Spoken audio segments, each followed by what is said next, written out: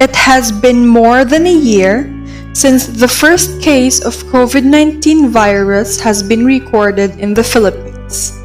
As the number of cases continue to rise exponentially, now reaching almost 2.5 million cumulative positive cases, the crisis has affected a huge scope of the community. From the recession of the economy to the increase in the rate of social constraints experienced by the citizens, most especially the marginalized sectors. Despite the Philippines being one of the weakest nations when it comes to COVID-19 response, this did not hinder the Filipinos in upholding resilience to whatever crisis they face along the way. Resilience that leads to unstoppable display of true Filipino culture, the Bayanihan. Here are some of the biggest actions by the Filipinos, showing that there is no pandemic that could stop their Bayanihan spirit. Rise of the community pantries. Kumuha base sa pangailangan, magbigay base sa kakayahan.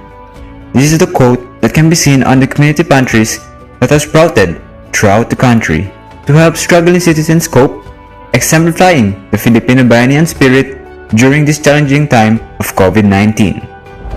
Donation drives and relief operations.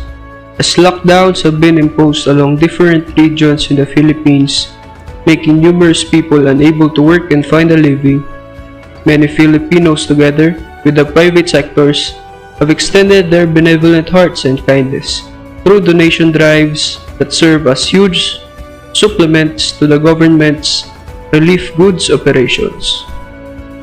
Feeding the frontliners.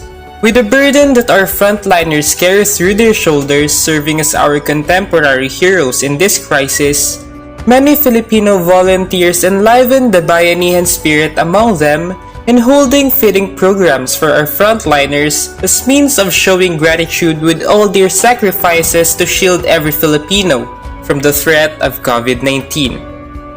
Those are just some of the proofs that Filipinos still possess the spirit of Bayanihan as illuminated in this pandemic.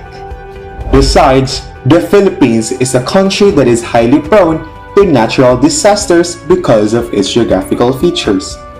These are the events where the Bayanihan is strongly manifested by the Filipinos as they help one another and uphold social responsibility.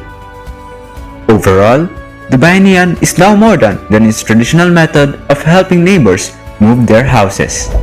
In our modern era, Bayanihan means sparkling kindness and giving back to the community without expecting something in return. A value that would ratify communal unity in every Filipino as they work together and accomplish great things.